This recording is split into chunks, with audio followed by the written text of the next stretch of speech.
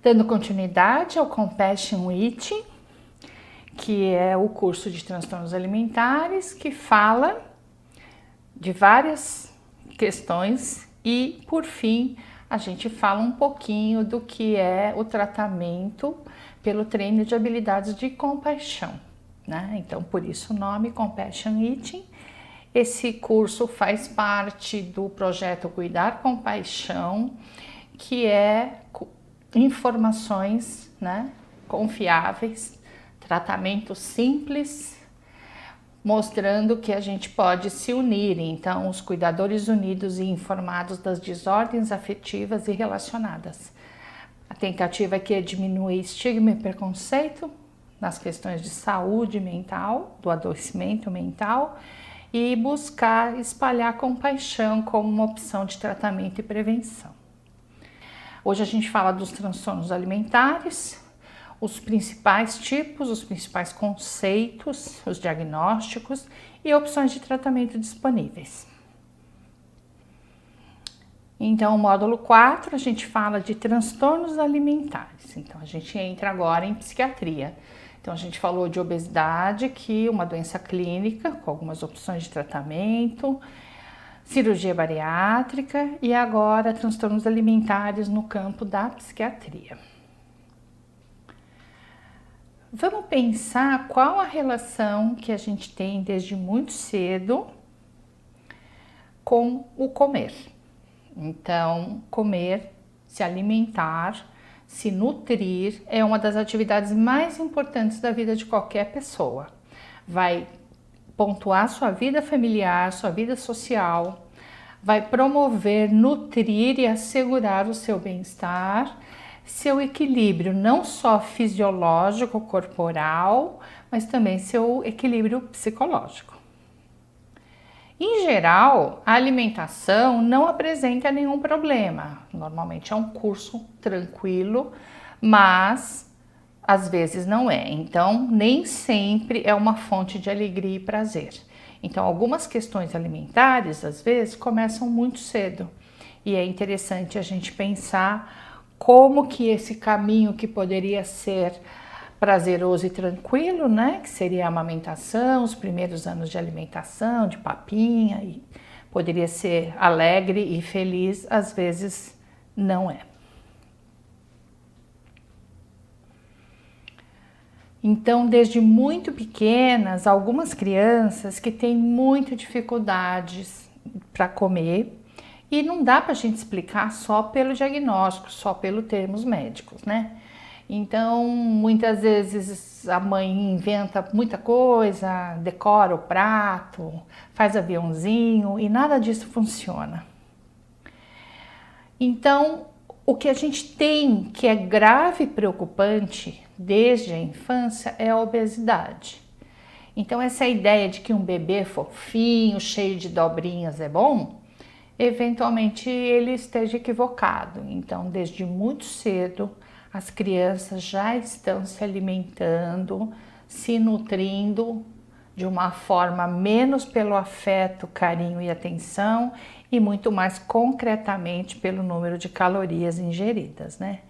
Então, a participação do McDonald's nessa epidemia de obesidade, com certeza, mas quando você olha crianças tão obesas, tão absolutamente não saudáveis, é bastante preocupante, né? Então, no geral, isso está relacionado aos multiprocessados, às comidas prontas, coloridas artificialmente, com pouco nutriente, né? A obesidade é um quadro clínico, a gente já falou bastante disso, né? Então, apesar dela ser um quadro clínico, uma doença clínica e não é uma psicopatologia em si, como ela vai afetando cada vez um número maior de crianças e jovens adolescentes, ela pode contribuir porque é por o que se chama transtorno de conduta alimentar. Então, o transtorno de conduta seria uma conduta inadequada em relação à alimentação na infância e adolescência.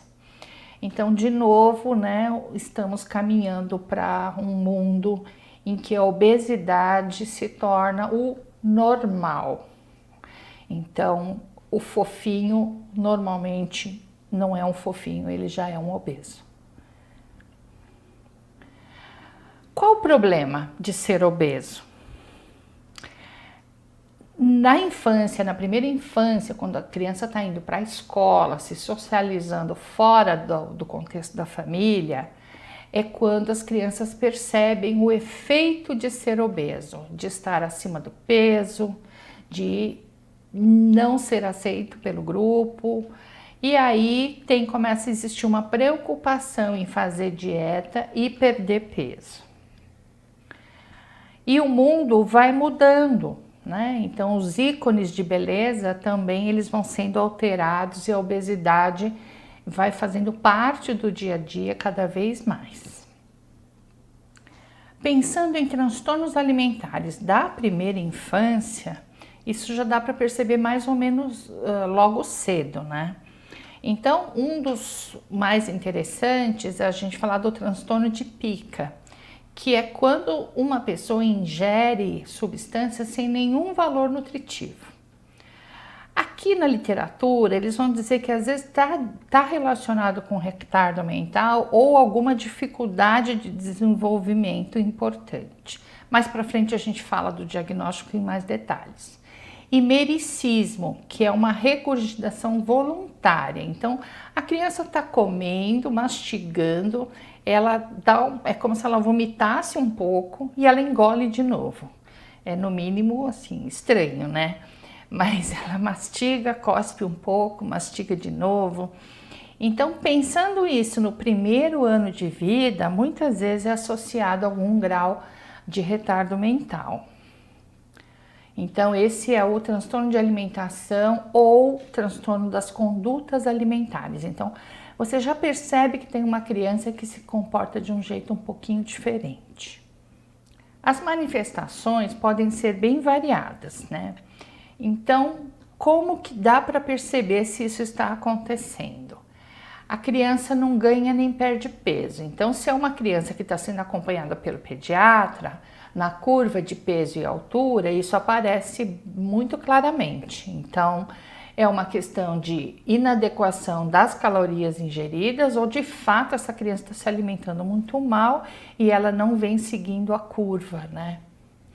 Quando isso persiste muito e passa desse período inicial, você começa a ter problemas clínicos, né, e psicológicos sérios. Então, é uma criança que tem muitas infecções, está sempre com virose, tem um certo atraso até na forma de sentar, de se movimentar e tem um grau de apatia. Então, o perigo disso é quando essa criança está sendo 70% do tempo está sob os cuidados de uma pessoa que não a mãe, por exemplo, não o pai, que estariam mais atentos, né?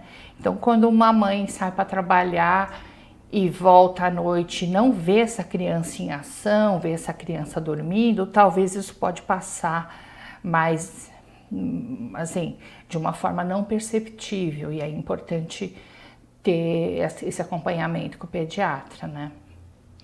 A obesidade também na infância e adolescência continua sendo um quadro clínico, não é uma psicopatologia, tá? Então, na definição de condição clínica, de doença clínica, a obesidade é excesso de tecido adiposo, né? Então, você tem um excesso de tecido adiposo espalhado pelo corpo inteiro, eventualmente localizado mais numa região ou na outra. Mas esse é um alto fator de risco para esse transtorno de conduta alimentar. Inicialmente, transtorno de conduta alimentar é início da vida, né? Infância, início da adolescência, já a gente começa a falar em transtornos alimentares. Então, se você já ouviu falar em transtornos alimentares, tem uma variedade de transtornos alimentares, não tem um único e tem muitos equívocos, né?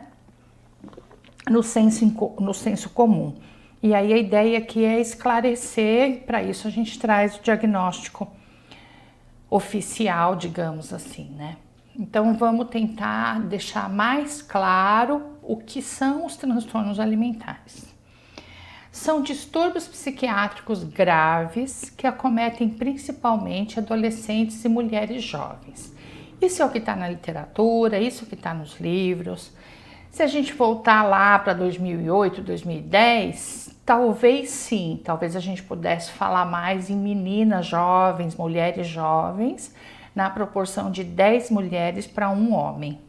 Isso vem mudando com o tempo e não só mais homens jovens têm transtornos alimentares, como também mulheres e homens mais velhos, né? Então, em 2008, tinha um artigo falando de que mulheres de 50 anos com transtornos alimentares parecia uma certa novidade, mas hoje já não é tão novidade assim. Talvez as mulheres mais velhas com transtornos alimentares e os homens mais velhos, quando eu falo mais velho, eu estou falando com 40, 50, estejam mais relacionados com cirurgia bariátrica, e isso tem alguns artigos na literatura. O interessante é a gente pensar que transtorno alimentar não são escolhas, então a gente não sabe exatamente a causa. Tudo em psiquiatria é multifatorial, tem mais de um fator, então múltiplos fatores, né? Um deles com certeza é o fator genético. E quando a gente fala que transtorno alimentar é a mais letal de todas as doenças psiquiátricas, é porque ela está altamente associada a óbito. Então, muitos óbitos estão relacionados ao diagnóstico de transtornos alimentares. E a anorexia nervosa é a mais letal. A gente fala mais para frente disso. É interessante pensar, né? Porque muitas vezes você vê alguém com questões importantes com alimentação, com a forma de se alimentar e com a preocupação excessiva com o peso, com o corpo, o formato do corpo, e muitas vezes a gente não dá muita atenção, acha que é frescura, acha que isso é bobeira, e é a doença que mais mata em psiquiatria. A avaliação distorcida da imagem do próprio corpo. Então, muito do que vocês veem no Google, pela internet, é alguém na frente do espelho, né, que está magra, mas a imagem do espelho, ela tá o dobro. Então, é bem comum. Mas será que a pessoa tem um problema de visão e ela não está enxergando bem no espelho? Não, não é isso. É que o que ela vê no espelho é a imagem idealizada aqui. Então, o corpo nunca vai chegar naquela imagem idealizada. Comportamento alimentar absolutamente inadequado. Uso de métodos purgativos com o intuito de emagrecer. Então tem uma conjunção de coisas aqui, né? Então o comportamento alimentar, ele passa a seguir algumas regras assim bizarras, absurdas, que não faz sentido para ninguém, a não ser para a própria pessoa. E também adicionando a isso, existem métodos purgativos com o intuito de emagrecer. Então tem laxante, diuréticos, e a pessoa começa a fazer o uso de vários produtos, várias questões, chás, enfim, né? Tá. E às vezes o método purgativo também é o vômito, né? A prática de atividades físicas claramente excessivas com o intuito de perder peso, ou pelo menos de não ganhar peso. Quando a gente fala prática de atividade física claramente excessiva, por quê? Porque tem uma obsessão em fazer os exercícios, podendo levar a questões muito graves. Então, se você consegue ir para a academia, ficar uma hora e meia, fazer o seu treino, né?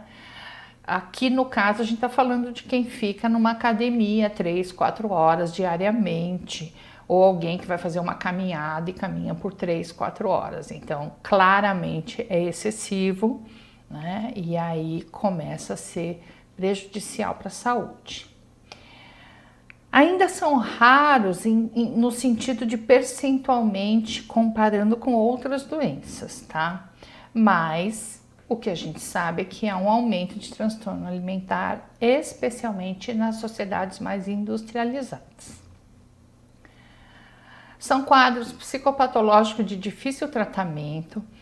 Então, se a gente for pensar em anorexia nervosa, que é o mais grave, o que mais mata em psiquiatria, A gente não tem, se eu comecei a estudar isso lá em 2008, a gente está em 2020, ainda não existe na literatura alguém que diga, olha, faz essa terapia, essa é melhor, a eficácia é 90%. Isso não existe.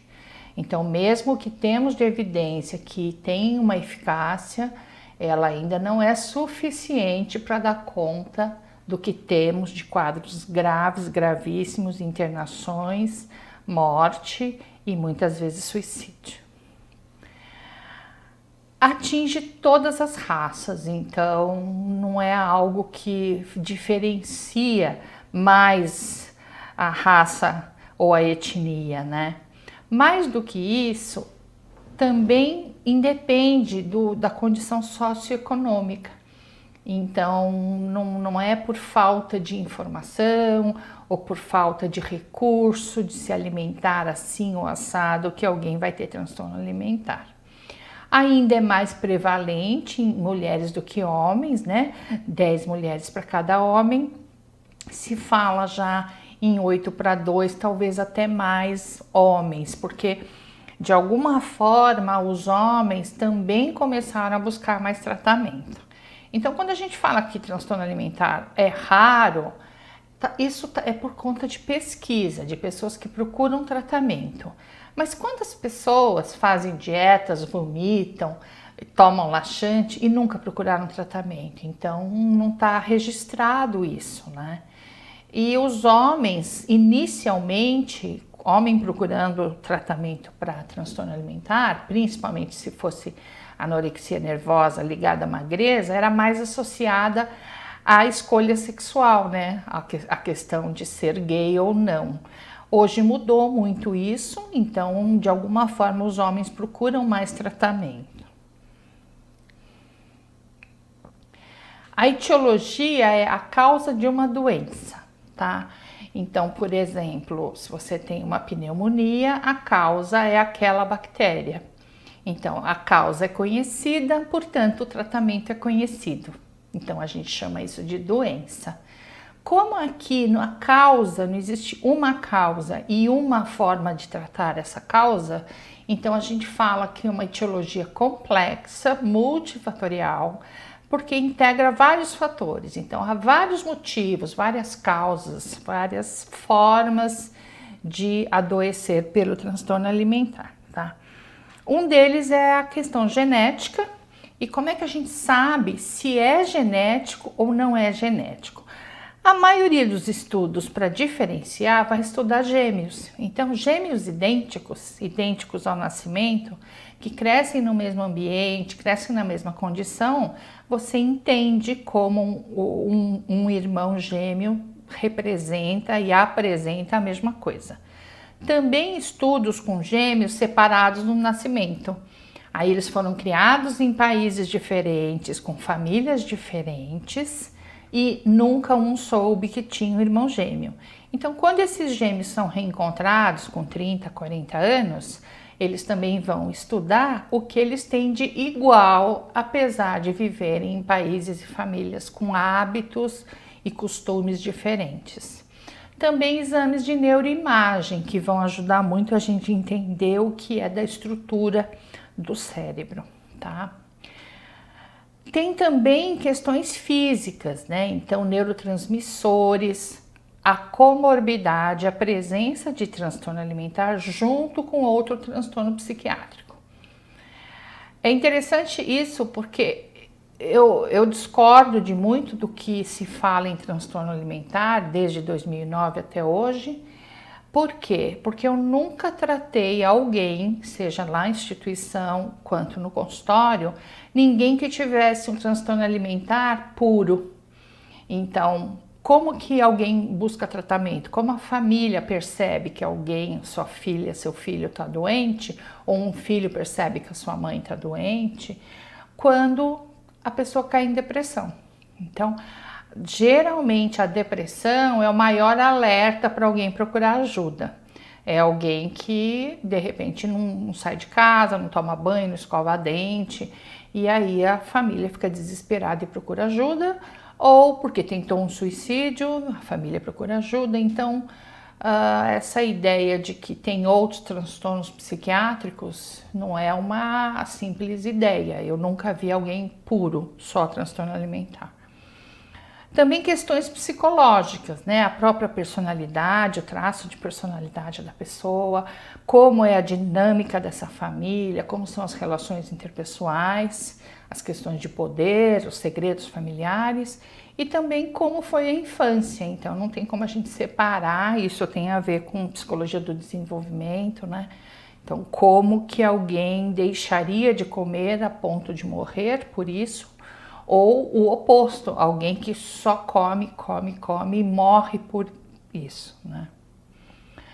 Também questões sociais importantíssimas, a gente não tem como olhar para uma pessoa procurando só essa etiologia dentro dessa pessoa, seja no cérebro, no corpo, na personalidade.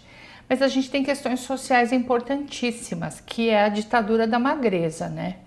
A venda de que estar magro é estar feliz. Então todo mundo quer bem-estar, todo mundo quer felicidade, ninguém quer ser infeliz. Então a ideia de que magro igual feliz. Mentira, todo mundo sabe disso, né? As questões culturais, então tem vários hábitos alimentares, a gente viu isso lá atrás quando a gente falou de alimentação. Os nossos hábitos alimentares viram regras rígidas e a gente simplesmente segue esses hábitos. Alguns tabus e mitos religiosos ligados à sua etnia, à sua família, que também a gente segue e nem sabe por que segue, né? Então, como é que a gente pensaria, né, como é que a gente trata algo que tem uma etiologia tão complexa, tão multifatorial, com quadros graves e quadros muito severos? Quando eu falo severo, é internação, é tentativa de suicídio, suicídio e morte também por desnutrição, né? Integração de várias estratégias no tratamento. Então, o que a gente precisa? Primeiro, pensar numa avaliação psiquiátrica. Quem dá o diagnóstico é o psiquiatra e é quem receita a medicação, os psicofármacos. Tem alguma medicação que é específica para transtorno alimentar? Tem medicação para não comer, medicação para comer, medicação para se olhar no espelho e ver o que é real? Não, isso não existe. Então, basicamente, medicação, quando a gente está falando aqui, é para depressão. Então, a pessoa num estado depressivo tem variação no comer de mais, comer de menos, isso é no critério diagnóstico de depressão. E aí essa avaliação é feita, então geralmente tem a ver com remédios para transtorno de humor, depressão, eventualmente uma depressão bipolar e eventualmente outros diagnósticos que aí precisa ser bem avaliado. Orientação nutricional, aqui entra na equipe então a nutricionista, às vezes nutrólogo também, né, um médico que é especialista nisso, para fazer orientação. Aqui o mais crucial não é o passar a dieta para emagrecer, o mais crucial é você fazer o refeeding, né? Quando alguém está muito magro, muito magro, como que você volta a introduzir alimentação para uma pessoa muito magra. Se isso não for feito de uma maneira adequada, essa pessoa pode ir a óbito, né? Então, quando a gente fala de obesidade mórbida, a gente fala de IMC acima de 40, 60, 65, são os super obesos que a gente fala, mas uma pessoa muito magra, abaixo de 17, o IMC já é preocupante, IMC 15, 14 e eu já acompanhei paciente com IMC 10. Então, uma pessoa com IMC 10, ela está na cadeira de rodas, porque ela não tem tônus muscular para ficar de pé, né? Orientação psicológica, tem várias formas de fazer isso, a gente fala depois mais detalhado. Orientação odontológica, por quê? Porque o vômito constante, o que ele vai fazer? Ele vai fazer com que a pessoa provoque o vômito, e esse vômito que vem já do processo da digestão, ele tem muito ácido. Então esse ácido ele vai começar a corroer os dentes, o esmalte dos dentes, por isso que uma orientação odontológica é fundamental. O educador físico ele entra para orientar no emagrecimento, mas também para quem faz exercício demais, ele entra para orientar a adequação desse exercício. Assistente social, né? É importante porque às vezes a gente precisa de um acompanhamento familiar, ir na casa da pessoa, entender melhor os hábitos alimentares e muitas vezes os pacientes têm na sua vida presente a questão do abuso sexual e aí é importante que a assistente social entre também. E também outras áreas médicas, então a psiquiatria forense, o psiquiatra forense entra aqui para entender a questão de legalidade, de lei, de interna, não interna, então a família quer internar, o paciente não quer internar, vai ser compulsório, então muitas vezes isso é necessário. O neurologista, para a gente fazer uma avaliação, né, da capacidade neural. Cardiologista, porque muitas vezes esse comportamento constante, tanto seja o vômito quanto a parte de dieta rígida sem comer, abstinência, precisa de um cardiologista acompanhar a condição cardiovascular. O nefrologista, porque o uso constante de diurético, desses remédios todos, tem um impacto nos rins, então é importantíssimo. Quando eu falo aqui nefrologista, eu estou falando de diurético, não é quando você toma 1 ou 2, porque você precisa fazer um exame médico, por exemplo, um procedimento cirúrgico. Eu estou falando aqui de quem toma uma caixa, 2 caixas por dia, então os rins já estão comprometidos. Ginecologista também, porque as questões de não menstruar, elas são bem presentes quando uma pessoa está muito emagrecida, né? Então é importante.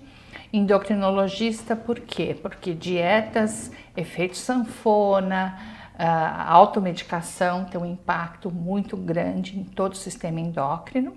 O cirurgião bariátrico entra quando é indicada, um gastro, né? Sempre.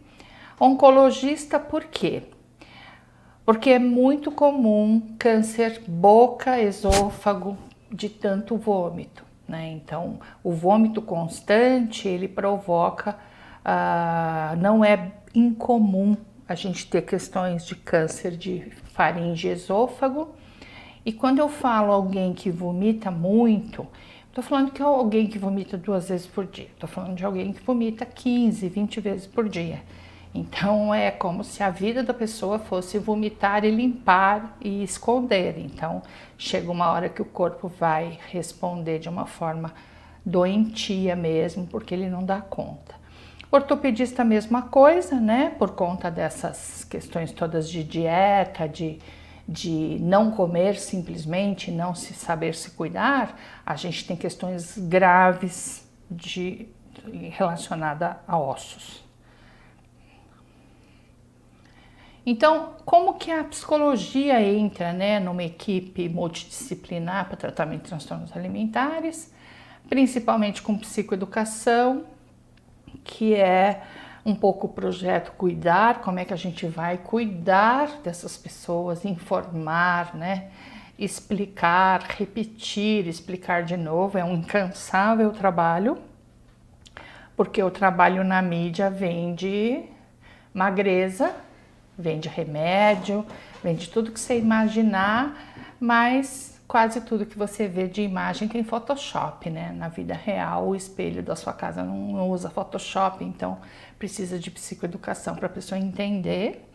Terapia familiar tem um impacto na família, o doente causa um impacto, mas o mais comum é que se alguém chega no seu consultório e fala: desde quando você faz dieta? Ah, minha vida é fazer dieta. Então, são pessoas que fazem dieta desde os seus 8, 10 anos. Então, alguém que faz dieta desde 8, 10 anos, alguém na casa já fazia dieta, certo? Então, também tem um comportamento de imitação e tem alguém apontando o dedo que você tá gorda, que você tá assim, que você tá assado. Então, terapia familiar é para tratar a família mesmo, todo mundo junto, né? Terapia em grupo, por quê?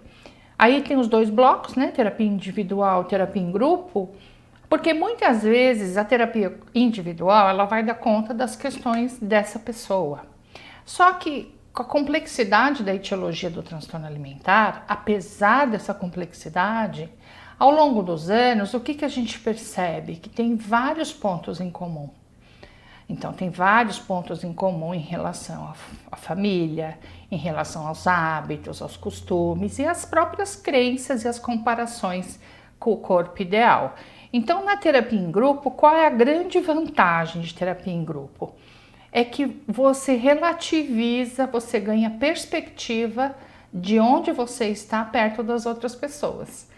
Então, em grupo é bem comum que alguém conte uma situação familiar da infância, da adolescência ou da semana passada e a outra pessoa fala: nossa, mas a sua mãe é pior que a minha. Então, esse ganho de perspectiva é interessante porque você vai perceber que, assim como eu, outras pessoas também sofrem, passam por situações bastante semelhantes. E se a outra pessoa apresenta uma ideia, uma estratégia, alguma coisa que ela fez e deu certo, existe também um contágio. Então isso pode me ajudar também. Então é interessante porque o grupo se beneficia do próprio grupo e a ideia de que o grupo em si tem o poder curativo, né?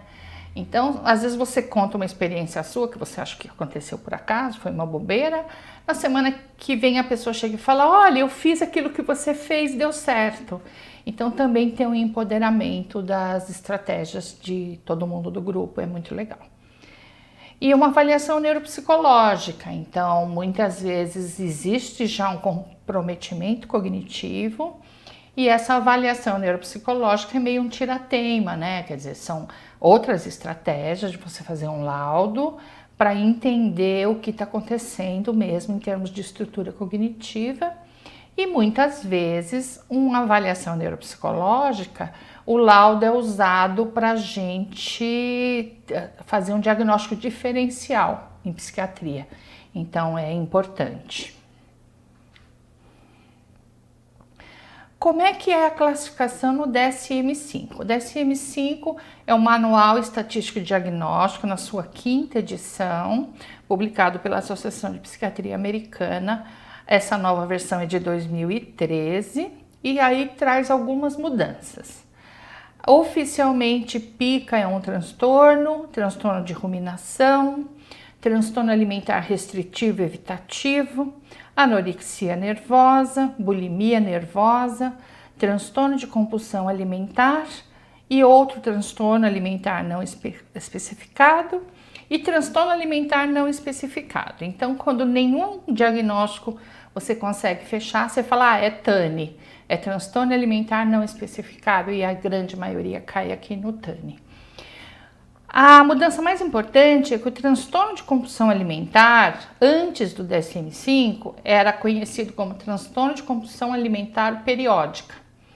Então, era como se houvessem períodos de compulsão alimentar e isso mudou, né? Estava no DSM-4, na revisão, e oficialmente é um diagnóstico. Então, o transtorno de compulsão alimentar, ele atingiu muitas pessoas, inclusive mais diagnóstico com a população masculina. Então esse é o diferencial, né? Se a anorexia nervosa, assim, maciçamente são mais mulheres, bulimia nervosa tem muitas mulheres e homens, e o transtorno de compulsão alimentar está caminhando para que isso seja bastante igual, tanto para homem quanto para mulher. O transtorno de PICA, quando eu ouvi falar a primeira vez do transtorno de PICA foi em 2008, então chegou um e-mail para a equipe lá falando: olha, a reunião de hoje a gente vai falar do transtorno de PICA. Todo mundo deu risada e achou que era uma brincadeira, que era uma pegadinha, né? E não, é o nome do transtorno mesmo, porque dizem que Cleópatra já percebia que na mesa onde ela tinha os brincos e tal, sumiam umas pedrinhas, subiam os brincos. Então é como se uma avezinha fosse lá e pegasse e levasse aquilo. Então por isso ficou esse nome, que é o nome daquele passarinho preto. Ingestão persistente de substâncias não nutritivas. Se fosse só no não nutritivas, estaria todo mundo nisso, né? Porque tem um monte de coisa que você come e que você sabe que a caloria vazia não tem nutriente nenhum. Mas tem aqui a ideia de não alimentares, alguma coisa que você come, engole, mastiga, engole, que não é alimento. E existe também esse desejo anormal por comer substâncias não comestíveis. Mas como assim? Olha, em 1638 já tem literatura de gente diferenciando o que era gula e o que era pica. E aí, as pessoas, tem vários nomes aqui, as pessoas comem coisas que não são comida. Por exemplo, terra, cabelo. Então, se você fica mexendo assim no cabelo, ok. Você começa a puxar e arrancar cabelo, aí é tricotilomania, transtorno de arrancar cabelo. Mas você pode arrancar e comer o cabelo, então aí é tricofagia. Batata crua. Batata é alimento, mas geralmente não se come crua, então tem nome para tudo. E também para fezes, né? A pessoa faz cocô, vai lá e come o próprio cocô, então. E etc, porque tem vários e vários. O que tem muito na literatura. Transtorno de pica, que é mais aparente na literatura, é, por exemplo, espuma do colchão ou do travesseiro. Então, assim, a criança ou o adolescente ou até o adulto, se o adulto faz isso na vida adulta, ele já fazia antes, geralmente. Ele vai dormir e ele começa a cutucar, por exemplo, a espuma do travesseiro e come. Ou então o próprio colchão. Então, um dia a mãe vai trocar o lençol lá, ela toma um susto porque vê um buraco ali no colchão. Então isso está na literatura. Algodão, por exemplo, pedacinhos de algodão, tá? Clipes. Então tem raio-x assim de gente que engole moeda. Então tem casos na literatura, alguns mais raros, outros menos, mas também parede, né? Então a pessoa vai tirando aquilo da parede. Mas se a gente for para o nosso dia a dia, esmalte, né? A pessoa vai tirando o esmalte e vai, quando ela vê, ela engoliu o esmalte, né? Então, só para a gente tentar trazer um pouquinho o que seria esse comportamento, tá? Pensando em questões mais culturais, na América Central e nos países mais pobres, você não tem nada para comer. Então, você pega ali argila, terra, faz uns biscoitos assim parecidos com cookies, põe para secar no sol e come. Então, dá para chamar de pica ou dá para chamar de miséria e fome, né? Então, a gente também precisa contextualizar. E o transtorno de compulsão alimentar? Mudou um pouquinho no DSM-5. Por quê? Porque agora abrange muito mais gente. Episódios recorrentes de consumo descontrolado de grandes quantias de comida, não seguidos de qualquer comportamento compensatório, né? Então não é que você come, fica preocupado que você vai engordar e aí vomita ou toma um remédio, ou toma um laxante. Não tem o depois. É só o descontrolado no comer e no consumo, né? O mais interessante é que não é você naquele rodízio que você pagou caro e vai comer tudo que você tem direito, não é esse exatamente a compulsão alimentar. Por quê? Ela precisa estar acompanhada no ato de comer ou logo depois de muita culpa, vergonha, angústia e até um certo nojo, tá? Então, se você foi lá no rodízio, gastou, se empanturrou, você não está sentindo nada disso, muito pelo contrário, né? Se você for no rodízio japonês e não comer, aí que você sai com culpa, né? A prevalência na população geral é de 2 a 3% dos adultos. Com certeza esse número está errado, eu tenho certeza absoluta, mas isso é resultado de estudos levam tempo, né, para a gente ter atualizado. O que a gente sabe é que se a gente for pegar a população de obesos, dos obesos que procuram tratamento para emagrecer, 30% tem compulsão alimentar. Então, clínica de emagrecimento vai fazer você emagrecer, mas nem sempre, nem toda clínica, nem todo endócrino está preocupado com a sua saúde. Então, fazer emagrecer é fácil.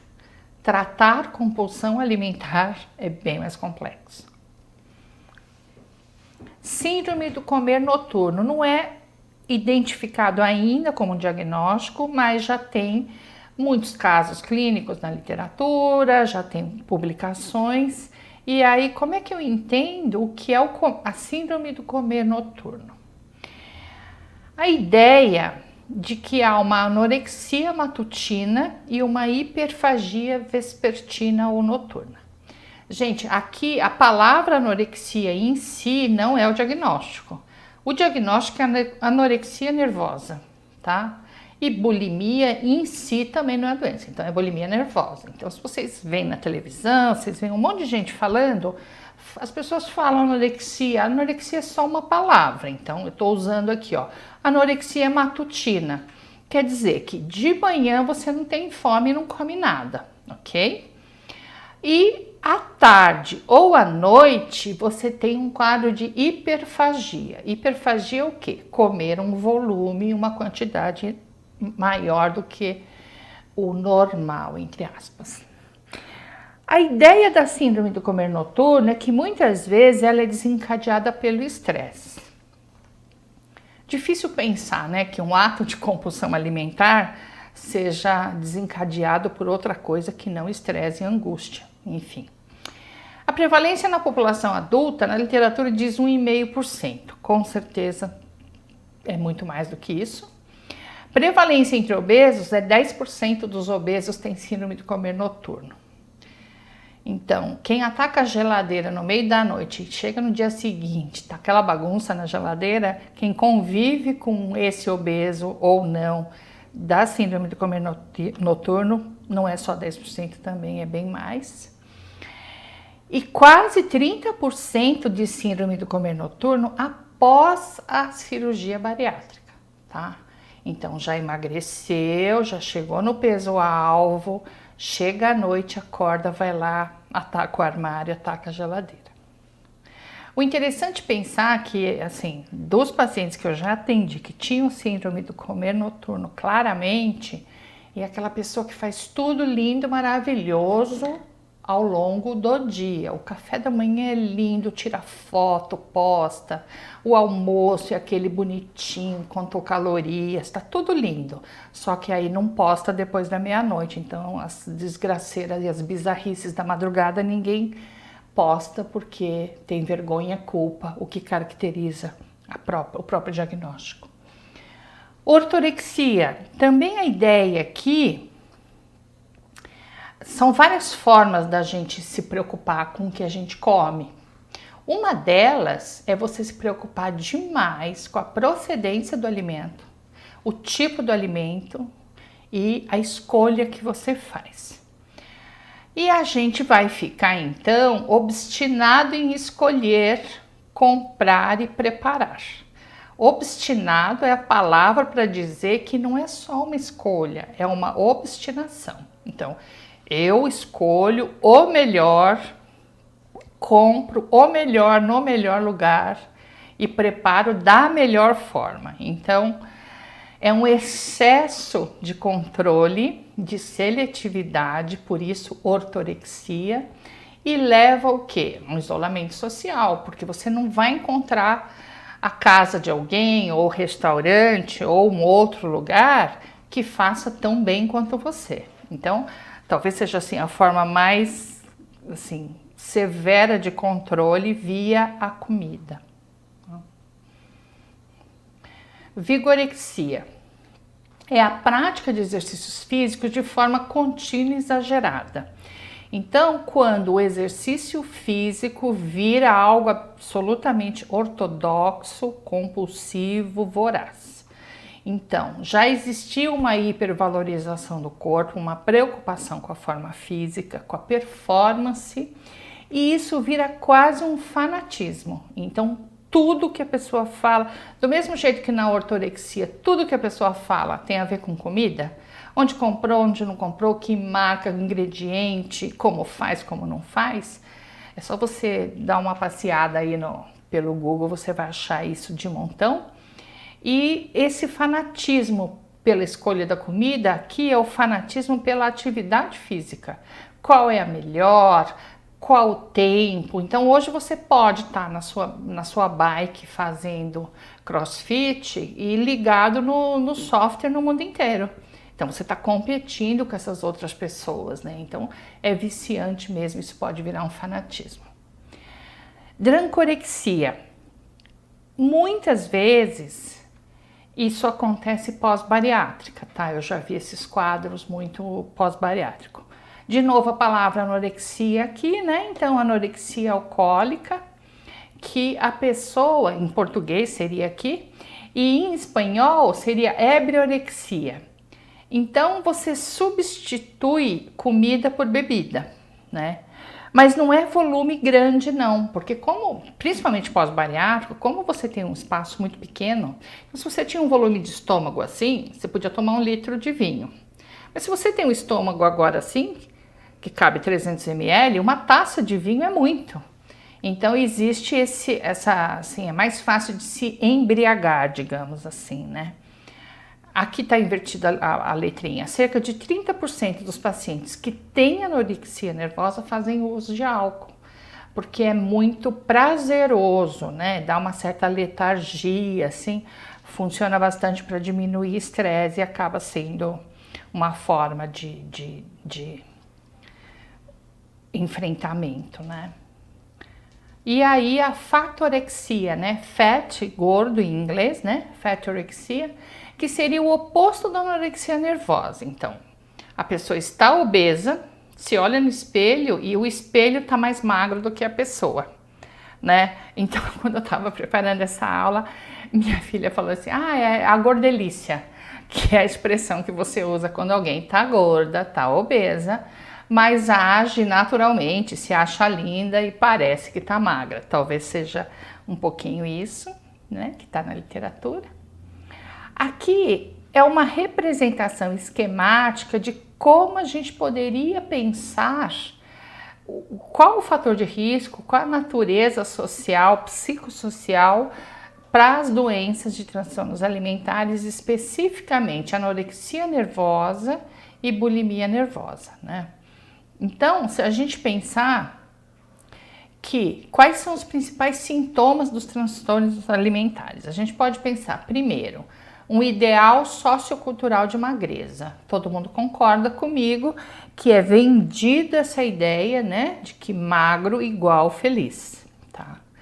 Então, isso leva a uma preocupação exagerada com a aparência física, tá? Todo mundo tem isso em algum nível. Tem uma preocupação, um incômodo, mas não nesse nível que te leva a ter conflitos na sua autopercepção. E aí você passa a ter uma percepção errada, né? E geralmente a avaliação muito negativa da sua aparência física está mais ligado a componentes da depressão, né? Então já tem um pensamento mais negativado e aí tudo é depositado no próprio corpo, na aparência. Isso tudo junto, que leva a muitos sofrimentos, com certeza, vai levar a alguns comportamentos de enfrentamento disso, porque ninguém dá conta de frustração, dor, sofrimento, né? E aí vai começar a fazer o quê? Dietas restritivas, na sua grande maioria, para emagrecer. Num passo mais adiante, utilização de purgativos, vômitos autoinduzidos. E com o tempo, isso leva a um certo caos alimentar, né? Então, a pessoa segue tanta dieta, tanta regra, cada hora é um que fala que isso dá certo e tal, e isso vira o caos. Então, pensando agora já no diagnóstico, né? Quando a gente fala restrições e dietas, a gente precisa deixar claro que existe anorexia nervosa do tipo restritivo, mas também tem anorexia nervosa do tipo compulsivo purgativo, tá? Então isso tem que ficar claro. O uso de vômitos também pode estar ligado à bulimia purgativa, mas também à anorexia. O caos alimentar está mais associado com os quadros de bulimia nervosa, tá? Então vamos ver os dois diagnósticos aqui para ficar mais claro isso, tá? Então aqui a gente está no DSM-5, então como que foi definido, né, com algumas pequenas mudanças, o quadro de anorexia nervosa. O link que está aqui é um videozinho interessante que tem no YouTube, vale a pena assistir. Se você entrar nesse link, você tem acesso a outros vídeos e tem alguns interessantes que você pode assistir. Então, como é que ficou o diagnóstico de anorexia nervosa pelo DSM-5? Então, sempre assim, né? Primeiro critério A, que é, primeiro precisa acontecer uma restrição da ingesta calórica em relação às necessidades fisiológicas. Então, vai ter uma restrição e vai levar um peso corporal significativamente baixo, no contexto da idade, gênero, desenvolvimento e saúde física. Então, sempre pensando no contexto, né? O peso significativamente baixo, ele é definido como um peso inferior ao peso mínimo normal, ou no caso de crianças e adolescentes, é um peso menor do que o minimamente esperado. Então, na curva que o pediatra faz de peso e altura, ele está menor do que o nível mais baixo do gráfico, tá? O critério B, que é importante, é um medo intenso de ganhar peso ou de engordar. Ou então é um comportamento persistente que vai interferir no ganho de peso. Então a pessoa já está abaixo do peso, bem abaixo, e ainda assim tem comportamentos para não ganhar peso. Por exemplo, fazer exercício, né? Coisas assim. O critério C é que, além de todo esse esforço em emagrecer ou se manter muito magro, existe uma perturbação no modo como a pessoa vivencia, seja o peso, o número da balança ou a imagem no espelho, tá? Então, isso vai ter uma influência indevida na autoavaliação que essa pessoa faz, tá? Então, ela é como se ela tivesse uma ausência de reconhecer a gravidade desse peso tão baixo e do risco que isso tem para a própria saúde, própria vida também, né?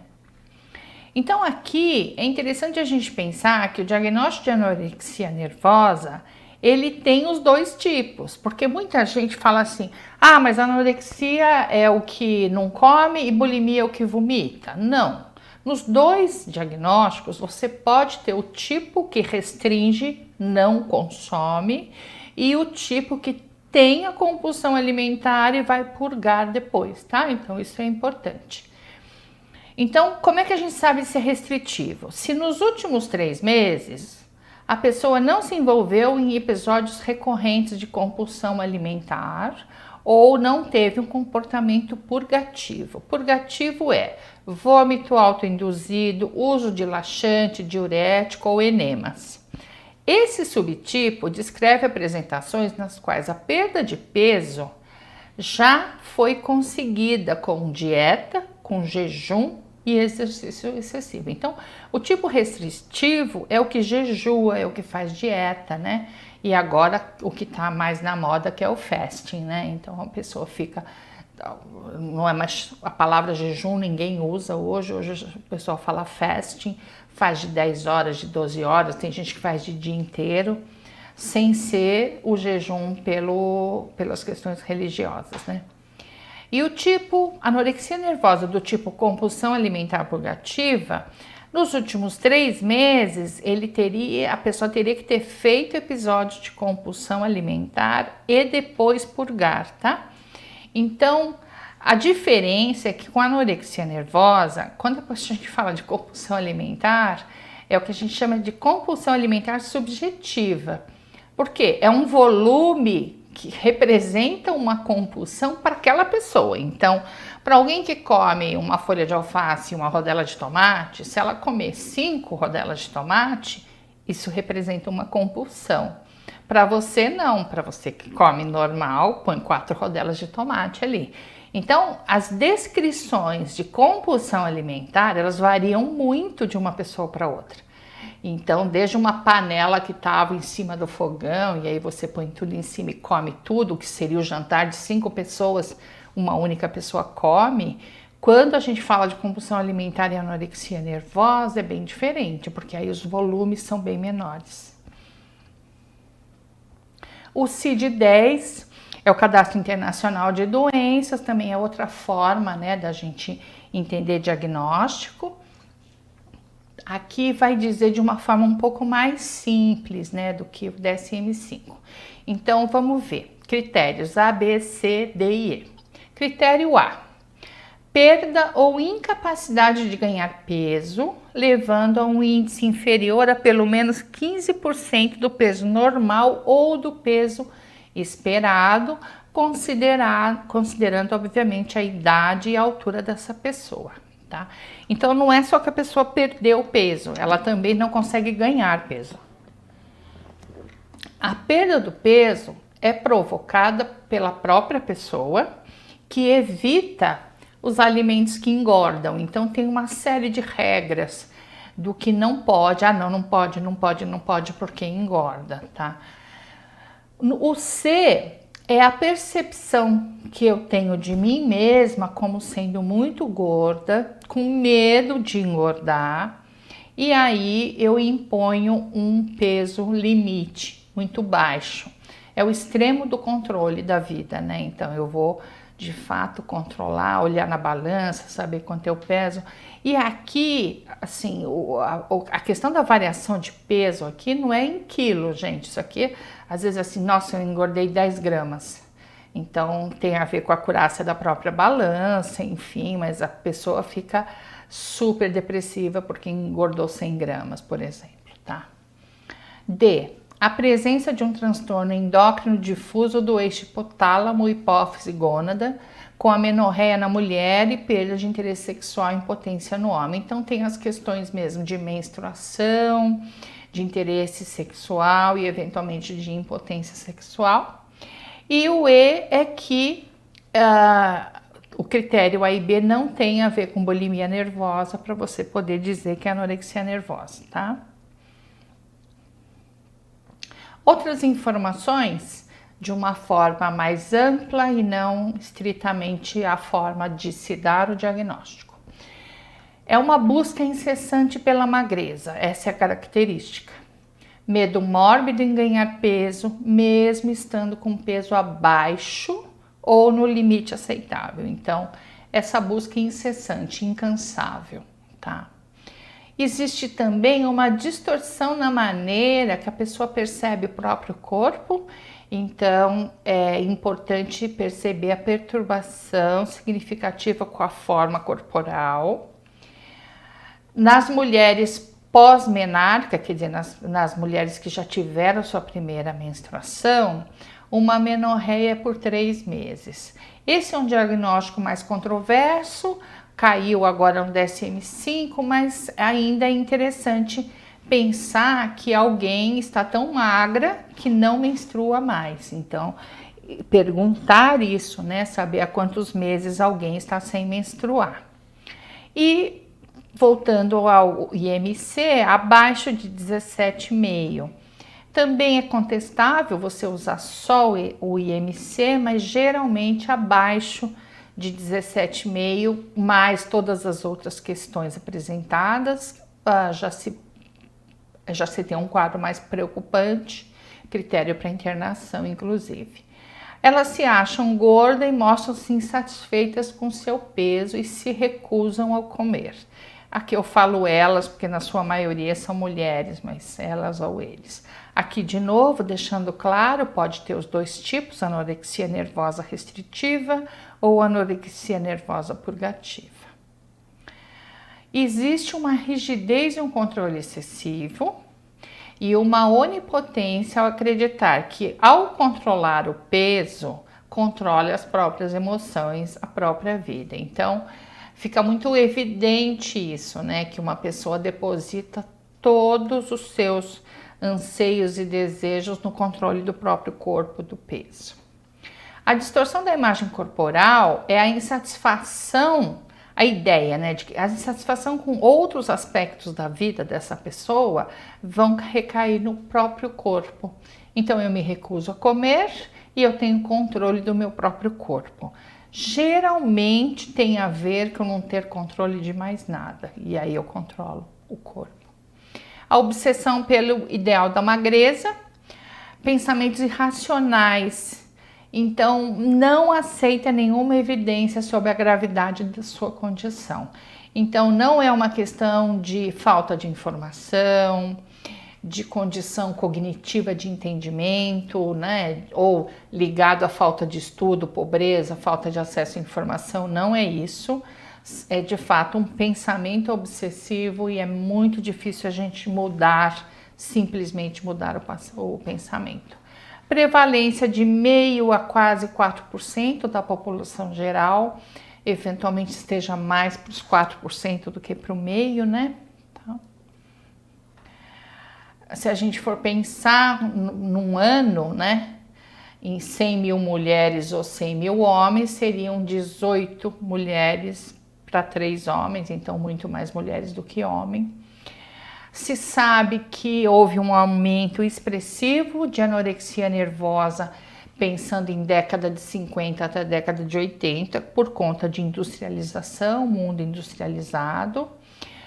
Tem um estudo maravilhoso do pessoal da Universidade de Harvard, nos Estados Unidos, de 1995, que fez um estudo nas Ilhas Fiji. Então, nas Ilhas Fiji não tinha acesso, por exemplo, à TV de assinatura, revista Vogue, todas essas questões de moda e corpo. E com a chegada dos noticiários e do mundo ocidental, houve um aumento de transtorno alimentar. Então, um lugar que praticamente não tinha transtorno alimentar, na hora que chega essas imagens, chega esse culto ao mundo, né? A mulher magra, houve esse aumento. Então, a gente sabe na prática clínica que muito dos transtornos alimentares está relacionado com comparação. E nada melhor do que as redes sociais para a gente estar sempre comparando e achando alguém mais magra e mais bonita do que eu, né?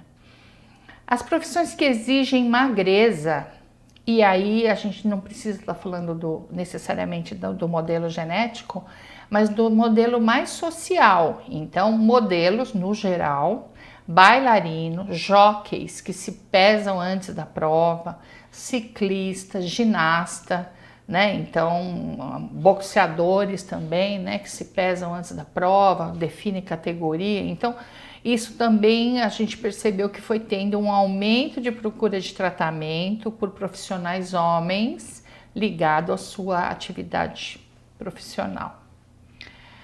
Se a gente for falar que acontece mais na população gay, a gente vai dizer que é interessante pensar, né, que a população gay seria 6% da população geral, mas dentro de uma população clínica de transtornos alimentares, metade mais ou menos tem a ver com a população gay e, diferentemente do que diz a literatura, não está relacionado à população masculina, mas também a população feminina de internação psiquiátrica pelos transtornos alimentares é muito presente a questão da homossexualidade ou bissexualidade. Isso não é exatamente bem explorado na literatura, mas na prática a gente vê isso.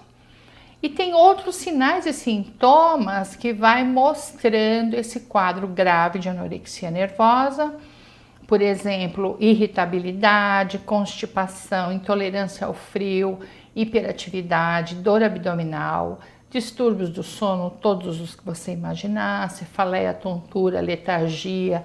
Então, bradicardia, quando o coração, né, tá bem baixando, bate bem baixinho, o oposto da taquicardia. Então, são quadros muito, muito graves. Como é que a gente faz um diagnóstico diferencial para saber se o que essa pessoa está vivendo é exatamente anorexia nervosa ou não? Então precisa averiguar com médicos, né, questões gastro, questões de tireoide que pode estar relacionado, se tem algum tumor cerebral, e também com o psiquiatra se tem outra doença relacionada, como transtorno de humor e transtorno obsessivo compulsivo.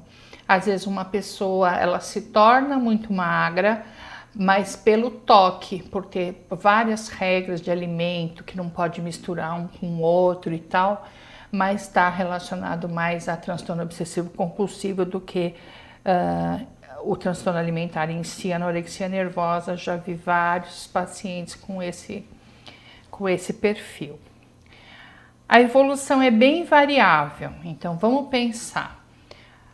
Um terço tem a remissão da anorexia nervosa com alguns resquícios, mas é o que a gente chama de caso simples, a vida segue, a pessoa consegue viver bem, conviver bem, tem ali aquela ameaça, mas ela não é mais, não tem mais o diagnóstico. Você tem também um quadro, mais ou menos um terço, vai ter um quadro crônico. Então, ela melhora, está em remissão da doença, tem uma recaída, aí volta, interna de novo, aí melhora. Então, ele fica um quadro crônico ao longo da vida. E um terço, infelizmente, não tem remissão. Então, desse um terço, a gente vai ter muitos óbitos, muitos por desnutrição, pela consequência do não comer, várias complicações possíveis relacionadas a não comer, a desnutrição, mas também muitos óbitos por suicídio. Então, tem uma alta incidência de suicídio nessa população de anorexia nervosa. A farmacologia vai dizer o que? Eu já tinha falado isso antes, então o psiquiatra vai fazer uma medicação muito mais pela depressão do que pela anorexia nervosa em si, porque não existe nenhuma medicação específica para tratamento de anorexia nervosa. Se a anorexia nervosa é alguém que desiste, não come, né? Ela tem um autor inglês que ele fala, esses pacientes são como mágicos, eles fazem a comida desaparecer. Então, se tem que comer a torrada, eles ficam ali, esfarela a torrada some e não come. Então, tem remédio para fazer alguém comer? Não, não tem. Então, isso prova que um comportamento que é 100% de responsabilidade da pessoa é o comer e beber. Porque se não fosse verdade isso, a gente obrigava alguém a comer, né? E aí não teria tanta morte por anorexia nervosa.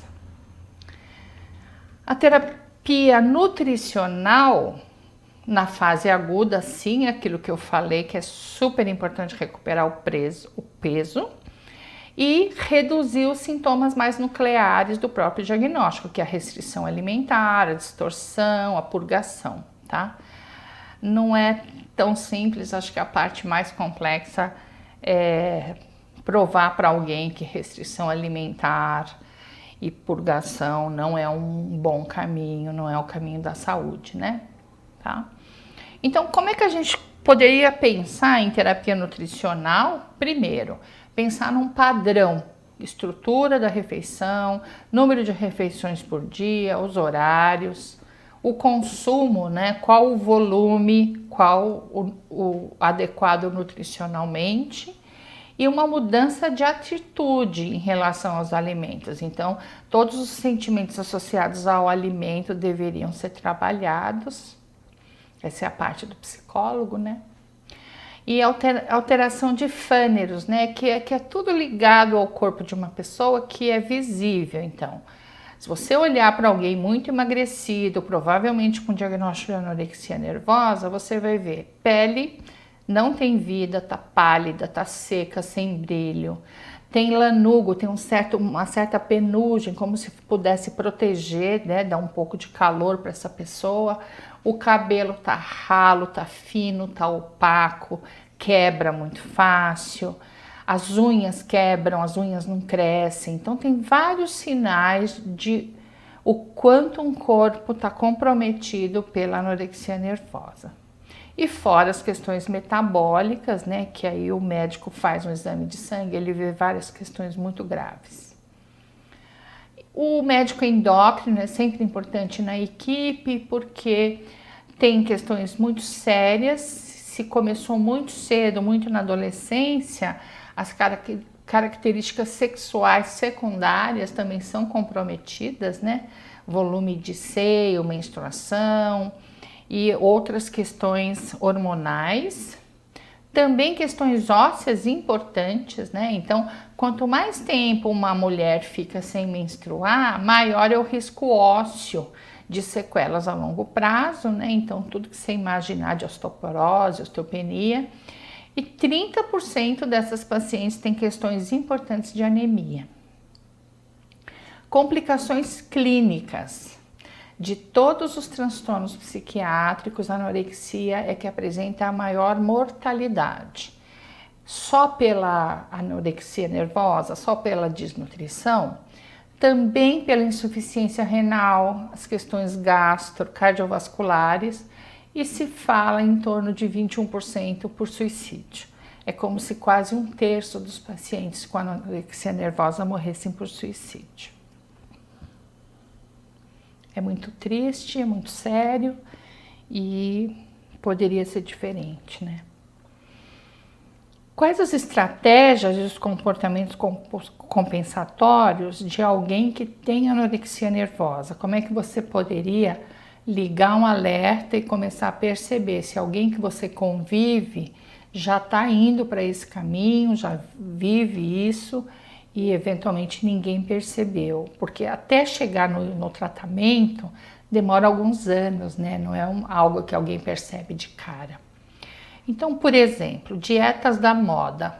A gente viu isso lá atrás, né? O que não falta é literatura, livro, blog, curso, né? Ou seja, sempre alguém vai chegar dizendo que tem a melhor dieta.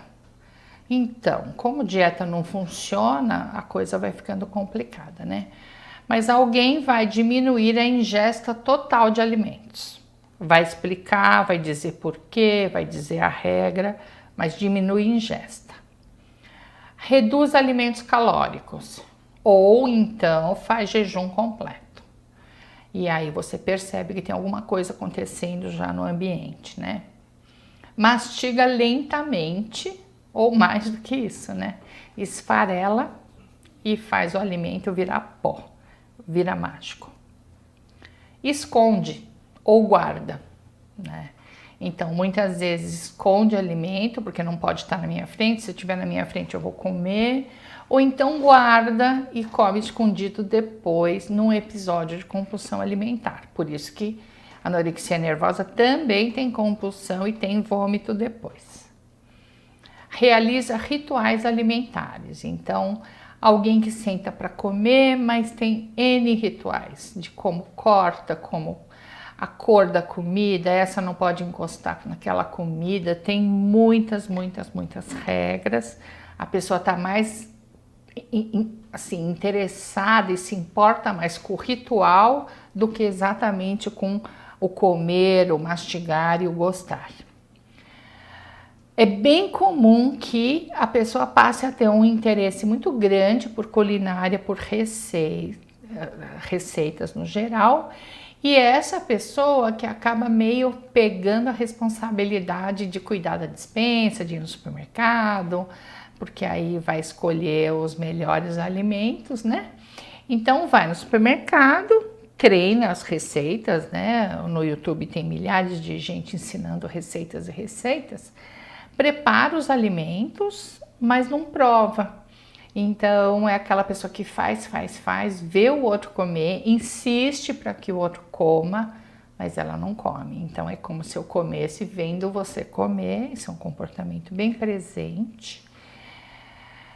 Essa insistência de que o que eu fiz, vocês devem comer, e aí eu fico observando vocês comerem, então é interessante esse comportamento, né? Porque a própria pessoa não come na frente dos outros. Esse é um comportamento bem presente nesse desenvolver da anorexia nervosa, porque ela vai sempre evitar comer na frente dos outros, ela vai comer no isolamento, o que leva, obviamente, a uma incapacidade de se alimentar fora de casa. Então, ela não gosta de que outras pessoas a observem, né? Então, acho que ficou bem claro que a anorexia nervosa, né, tem N rituais, N formas de se apresentar, que são os dois mais conhecidos, né, anorexia nervosa, bulimia nervosa, e agora eu vou falar do que é a bulimia nervosa pelo DSM-5, também a mesma lógica, critério A, precisa ter episódios recorrentes de compulsão alimentar. Então, como é que eu sei se essa compulsão alimentar faz parte desse diagnóstico ou não? Vamos lá. Primeiro, precisa ter uma ingestão de comida em um período de tempo determinado. Por exemplo, a cada 2 horas, a pessoa vai comer uma quantidade de alimento definitivamente maior do que a maioria dos indivíduos consumiria no mesmo período sob circunstâncias semelhantes. Então, é interessante, porque não é que uma pessoa come, não é como se fosse na compulsão alimentar, que tem um volume muito grande. Tem algumas regras, então isso tem que ter uma certa consistência e, mais do que isso, olha só, tem uma sensação de falta de controle. Então, começou a comer, não consegue parar de comer. Então, essa sensação horrorosa de que eu não consigo controlar, tá? Então, o quanto eu estou ingerindo. Então, é uma sensação muito angustiante, tá? O critério B é que precisa ter comportamentos compensatórios inapropriados, recorrentes, quer dizer, isso acontece de novo, com que intenção? Impedir o ganho de peso. Então, eu comi, tive a compulsão alimentar dentro desse período de 2 horas, mais ou menos, só que eu tô muito preocupada com o ganho de peso, eu sei que eu ingeri mais, então eu começo vomitando, por exemplo, ou usando laxante, ou usando diurético, ou outros medicamentos, tá?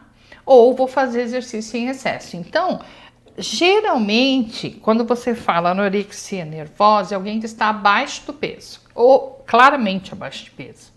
Mas bulimia nervosa, muitas vezes ela pode estar um pouco acima do peso ou um peso normal, tá?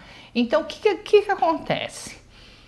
No início, eu não consigo vomitar, por exemplo. Não tenho hábito de vomitar, não consigo. Então, o que é mais comum? Escova de dente. A pessoa já tá no banheiro, tá lá escovando o dente. Ela usa o cabo da escova de dente para pôr na garganta para conseguir vomitar.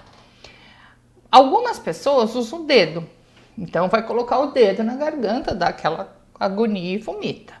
Tanto que se você observar o dedo de quem vomita muito, é comum ter uma marquinha que você vê a marca, tá? Então a marca de Russell, que é um avermelhado, um desgaste, porque a pessoa coloca e não tem como o ácido tá ali corroendo e vendo, né? Então é muito sofrido, né? Tem uma angústia muito grande nesse vômito, nessa questão, é bem importante. A compulsão alimentar e os comportamentos compensatórios inapropriados ocorrem, em média, 1 vez por semana por 3 meses. Então, você precisa ter uma certa repetição para você começar a falar que é bulimia nervosa. Não é só porque vomitou ou não vomitou, tá? A autoavaliação é indevidamente influenciada pela forma e pelo peso corporais. Então, a pessoa vai na balança, ela vai na frente do espelho, ou uma roupa ou outra, e se não está apertado, mudou o número da balança, a pessoa vai ter uma autoavaliação muito negativa. É essa hora que as pessoas fazem uma relação direta com peso, corpo e autoestima, né? E aí o critério E, que essa perturbação não pode estar dentro de um episódio de compulsão alimentar no diagnóstico de anorexia nervosa, tá? Pelo CID-10 fica um pouco mais simples, né? Critério A, B, C, D. No critério A, Episódios repetidos de hiperfagia. Hiperfagia é comer demais. É você no qualquer rodízio, come demais. Então, episódios repetidos de hiperfagia, 2 vezes por semana durante um mês, com consumo rápido de grandes quantidades de alimento em um tempo limitado. Então, você de fato foi lá, pegou o pote de sorvete de 2 litros, comeu o pote inteiro. Então, tem um volume muito grande, só que você faz 2 vezes por semana. Então, você comeu 2 potes de sorvete, comeu uma pizza inteira no outro dia, né? Então, alguém preparou o jantar porque vinha alguém, você foi lá e comeu comida de 4 pessoas. Então, precisa ter esse episódio. Além disso, uma preocupação persistente com o fato de comer, associado a um desejo intenso ou uma necessidade irresistível. Então, você está trabalhando, passou o dia trabalhando, mas você já está pensando o que você vai pedir, o que você vai comer. Então, tem uma preocupação que é maior do que a sua preocupação com a sua tarefa ali do trabalho, por exemplo, tá? Agora, esse desejo, ele é realizado, obviamente, você vai comer mais do que você deveria, na angústia, né, no desespero, só que existe a tentativa de neutralizar esse ganho de peso, né? Porque você sabe que se você só comer, você vai acabar engordando, então já tem toda uma forma de resolver isso. Vômito provocado, utilização de laxantes ou diuréticos, né? Alternância com períodos de jejum e utilização de inibidores de apetite diuréticos. Então entra muita química aqui, tem muita coisa sendo vendida na internet para qualquer pessoa, né? Então tem várias estratégias. E D é a percepção de si mesmo como sendo muito gordo, com medo intenso de engordar. É interessante, né? Porque está presente o medo de engordar, mas junto a necessidade de comer muito. Então, esses dois não dão muito certo, então precisa da estratégia, né? O vômito provocado, na maioria das vezes ele começa mesmo com o cabo da escova de dente, com o dedo, mas várias pessoas que eu atendi, chega uma hora que não precisa de nada. A pessoa aprende a fazer um movimento assim de estômago, um movimento muscular, e ela vomita. Ela não precisa nem pôr o dedo na boca, não precisa mais de nenhum cabo de escova de dente, nem nada. Então é interessante como assim a pessoa vai tendo estratégias, né? Cada vez vai ficando mais sofisticado. Então carrega o laxante na bolsa, carrega a medicação. E mesmo que alguém já está melhor, já está num processo bem melhor do tratamento e tal, ela continua carregando do Dulcolax na bolsa. É quase como se fosse assim uma garantia. Não, mas se eu ficar mal eu tomo. E aí, como é que é tomar uma caixa, 2 caixas de Dulcolax? Eu não sei e não quero saber, né? Então, é óbvio que alguém que já toma essa quantidade não é o efeito do que se eu fosse tomar 2 comprimidos, né? Porque como eu nunca tomei, se eu tomar 2 comprimidos de diurético tem um efeito. Alguém que toma todo dia uma caixa, 2 caixas, o efeito não é o mesmo de alguém que nunca tomou, né? Então, resumindo um pouquinho aqui, né? É necessário para você pensar no diagnóstico de bulimia nervosa episódios de hiperfagia 2 vezes por semana nos últimos 3 meses. É que é raro que seja 2 vezes por semana, né? Geralmente é todo dia. Então, compulsão alimentar quer dizer que num curto espaço de tempo, uma quantidade considerada muito maior do que aquela ingerida em condições de normalidade, né? Então, quando alguém me conta que tomou um pote de sorvete, aquele de 2 litros, aquela caixinha de plástico, aí tomou o segundo. Aí quando ela estava no terceiro pote, com o freezer, né, aberto na cara dela, ela percebe que tá demais. Então eu fico pensando no volume de 3 potes, porque aí a gente tá falando de 2, 4, 6 litros, né? Então, por exemplo, quando você pergunta para essa paciente que sabor era o primeiro pote, é a hora que ela percebe que ela não lembra, porque não tem sabor. Então é a hora que ela desorganiza, começa a chorar e percebe o que é estar de pé com o terceiro pote com o freezer aberto. Então muitas vezes essa ideia de que mas eu como por prazer é um erro. Às vezes o terapeuta acha que é por prazer e entende o tratamento. Assim, essa pessoa come por prazer? Talvez não, né? Talvez ela coma por desprazer. Porque se a vida dela tivesse no prazer e na alegria, ela não precisaria de 3 potes de sorvete para se sentir melhor, né? Então, esses episódios são chamados binge eating, né? A gente fala binge, né? E eles vêm acompanhados de culpa, vêm acompanhado dessa percepção do descontrole total. A busca pela magreza, uso de métodos compensatórios purgativos, que são todo esse grupo de comportamentos, né? Seja vômito, diurético, laxante. E tem os chás também, né? Tem uma mágica aí, tem vários tipos de chá que são laxantes. Como é que a gente começa a pensar um pouquinho o que seria característica dessas pessoas? Porque tem muito mais gente com diagnóstico de bulimia nervosa, né? A anorexia nervosa é muito menos. Então, quando eu estudava muito anorexia nervosa, as pessoas diziam para mim assim, mas Lina, você vai estudar um negócio que não é 2% da população geral, né? Não faz sentido. Então, faz sentido porque se você estuda o diagnóstico que mais mata em psiquiatria, você talvez entenda o percurso de como alguém chega a morrer, né? Não, mas você tá com 35 quilos, você vai morrer. Não, mas eu vou chegar a 30, porque pelo menos eu morro feliz com 30. Então, como é que você entende que alguém chega nisso, né? Como é que alguém que tinha 140 quilos, fez uma bariátrica, chegou a 70 quilos, continua infeliz e quando vê ela está com 35 quilos, quer dizer, ela vai de 140 para 70, de 70 para 35 e está morrendo e ninguém consegue fazer essa pessoa entender que ela está morrendo, que ela não está mais feliz com 35 do que com 70 e nem mais feliz com 70 do que com 140. Então, acho que o grande aprendizado assim de lidar com muitos pacientes com anorexia nervosa foi entender como alguém chega nisso, né? Característica de pensamento, 880, ou tudo ou nada.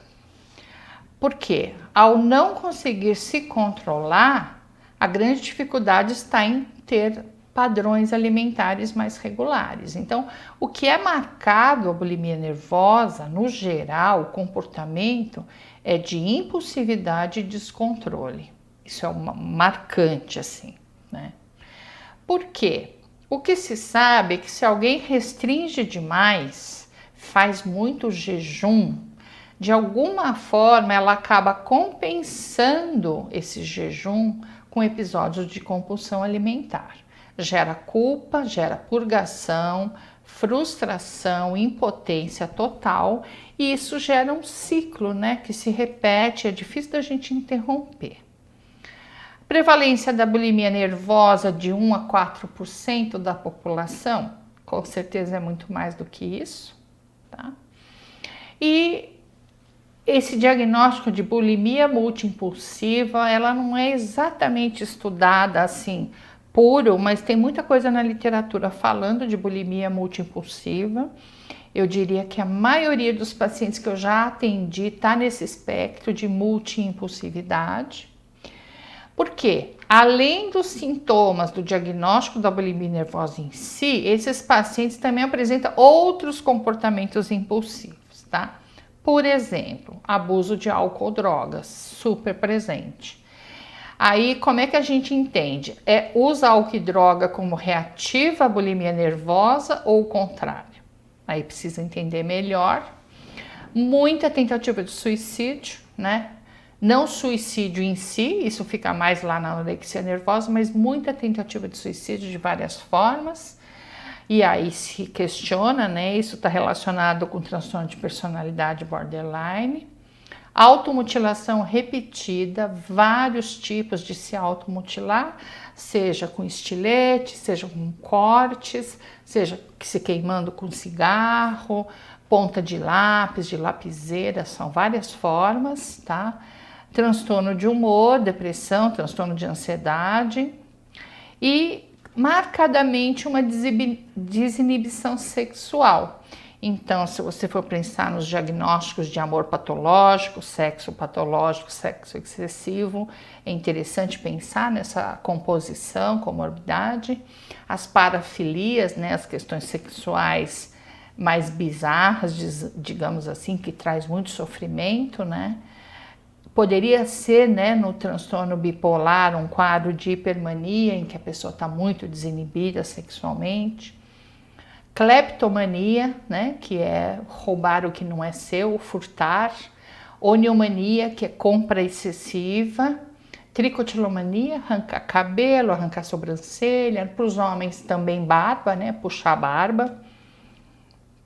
Jogo patológico. Transtorno explosivo intermitente.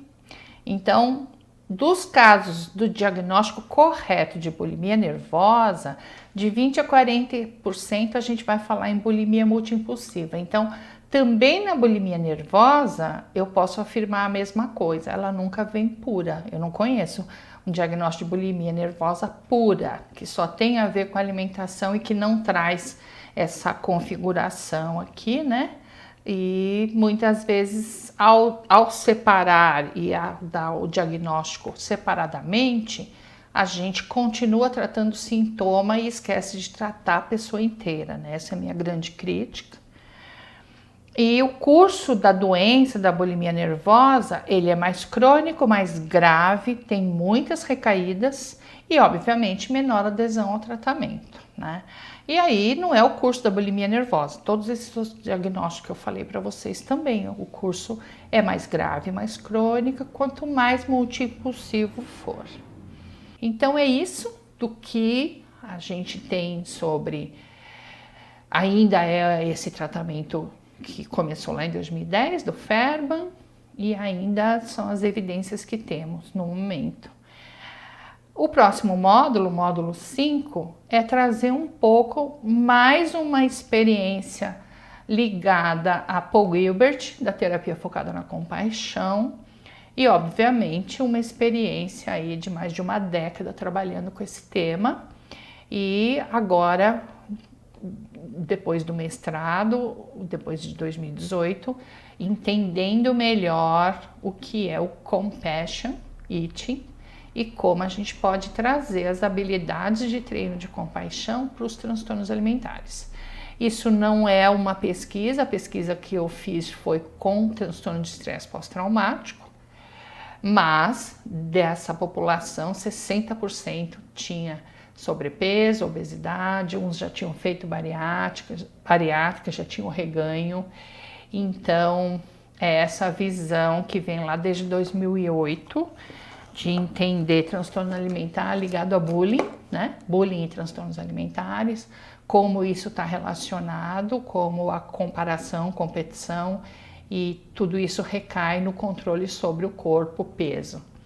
Então, o próximo módulo é o que tem de mais novo aqui no Brasil não, né? Que tem de mais novo na Inglaterra, sobre a terapia focada na compaixão, num protocolo para transtornos alimentares e também várias revisões, né, sobre o que temos aí de pesquisa na última década, de 2010 para 2020, e muitas críticas ao que temos de pesquisa, e é o que teremos no próximo, tá bom? Obrigada!